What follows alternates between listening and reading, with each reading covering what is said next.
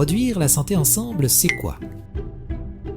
Eh bien, c'est un laboratoire rural qui a comme mission d'accompagner, de développer et d'expérimenter des solutions collectives pour l'amélioration de la santé globale par l'accroissement de l'autonomie alimentaire. Et restez avec moi, on va clarifier tout ça. En d'autres mots, c'est une expérience citoyenne pour se donner ensemble des moyens de s'alimenter en produits de chez nous pour être en santé. Un immense défi, me direz-vous? Surtout dans un monde où l'alimentation de proximité a presque entièrement disparu. Prenons par exemple une tomate, simple produit de consommation.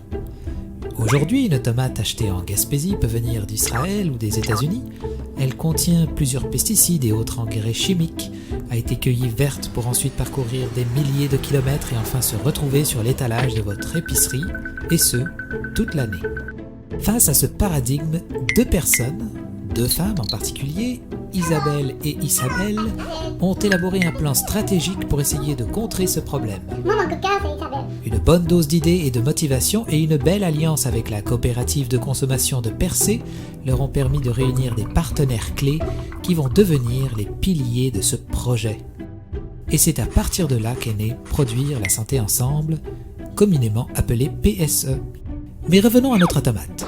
Une tomate saine, pour pousser convenablement, a besoin d'un terreau fertile, d'eau, de soleil et beaucoup d'amour. Et c'est à Val d'Espoir en Gaspésie que PSE a trouvé le lieu idéal pour s'implanter. Qu'avons-nous comme environnement de départ? Une MRC avec plusieurs villages dévitalisés, triste réalité de beaucoup de villages au Québec. Une agriculture dévitalisée, seulement 34% des terres cultivables sont utilisées. Un accès très limité à l'alimentation de proximité, une pratique agricole familiale en voie de disparition, ce qui nous amène, effectivement, à une dépendance aux aliments provenant de l'extérieur et ce malgré tout le potentiel de produire ici. Bien démontré par nos prédécesseurs qui se sont nourris presque exclusivement du terreau et du terroir local. Voici donc le terrain idéal pour un laboratoire rural.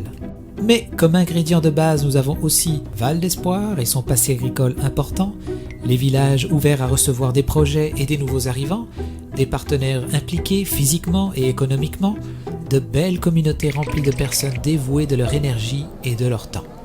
N'avons-nous pas là un beau terreau, du soleil, de l'eau et beaucoup d'amour? Quand on y réfléchit de plus proche, en mangeant plus de produits cultivés ici, c'est aussi plus d'emplois locaux, des paysages enrichis par la diversité agricole, c'est l'accès à des aliments sains et frais, sans oublier tout le savoir-faire agricole acquis depuis les années 30 que cette belle région ne doit pas perdre. Il est donc encore temps de recréer ces liens intergénérationnels qui vont enrichir ce projet. Alors que s'est-il passé durant ces 6 dernières années? Durant tout ce temps, PSE a pu expérimenter différents projets, ceux-ci classés en 3 volets principaux. Volet éducatif, volet nourricier et le volet marchand. Dans le volet éducatif, comme son nom l'indique, on éduque ou rééduque pour planter la graine du changement. C'est donc chez les plus jeunes et les moins jeunes, et grâce à la collaboration des écoles et à l'implication des parents que PSE va implanter ses idées via les petits cuistots et les potagers éducatifs. L'objectif est d'augmenter le savoir et le savoir-faire des citoyens sur l'alimentation saine et les conséquences économiques, sociales et environnementales de nos choix alimentaires. La tomate qui vient de loin, ça vous dit quelque chose? Dans chaque projet, il y a un brin d'utopie. À PSE, la plus grosse utopie concerne le volet nourricier, où il faut amener une communauté à tendre vers une plus grande autosuffisance alimentaire. Ça demande la participation de beaucoup de monde et beaucoup d'imagination pour tenter de réinventer un modèle alimentaire à l'échelle humaine. Tout un programme. Même si une telle utopie se planifie sur plus de 30 ans, plusieurs idées ont quand même germé et ont même su faire des petits dans d'autres villages. C'est le cas des jardins communautaires. En aidant les municipalités de la MRC à les implanter, afin d'accroître la capacité de produire des aliments sains et de renforcer la prise en charge collective de l'alimentation. PSE a également contribué à l'achat d'un moulin à farine pour desservir un groupe de familles et éventuellement la communauté. Ces familles ont ainsi relevé le défi de produire des céréales pour faire du bon pain. Aussi, un four à pain a été construit pour la communauté. Et dans ce volet, il y a un point non négligeable, c'est le soutien à l'intégration de nouveaux arrivants.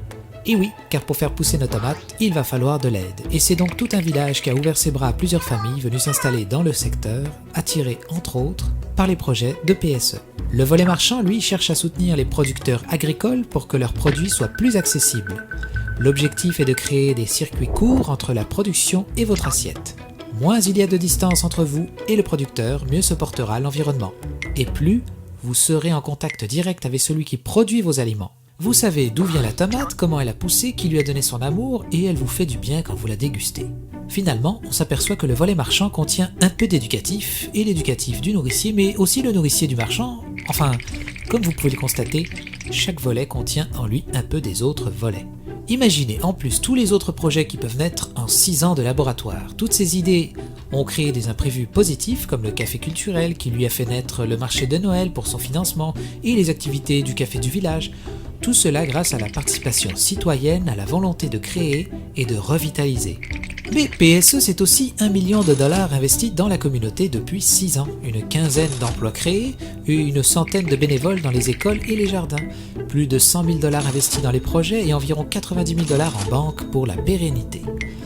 Environ 30 000 dollars de chiffre d'affaires dans les projets pilotes de mise en marché local pour environ 10 000 livres d'aliments vendus auprès d'une centaine de familles. Pas moins de 25 nouveaux arrivants sont installés depuis les 6 dernières années, et de ceux-ci 10 naissances ont eu lieu. Maintenant que le laboratoire a fermé, que se passe-t-il ? Eh bien, un groupe de citoyens a décidé d'en faire un organisme communautaire pour pouvoir continuer les projets en cours comme les petits cuistots, les potagers éducatifs, les jardins communautaires, tout ceci déjà bien implanté dans les villages et les écoles. Mais pour s'autofinancer, PSE a décidé de travailler sur l'ouverture d'une épicerie d'économie sociale, d'aliments en vrac, d'aliments locaux, de dépanneurs installés à Val d'Espoir. Vous voyez, le village veut renaître, un peu comme recréer ce qui existait déjà, faire revivre ce qui a été éteint.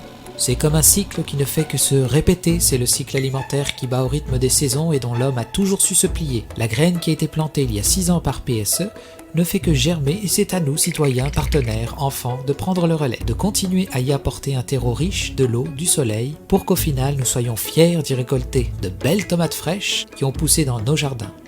Goûtez comme elles portent en elles le goût d'un avenir durable.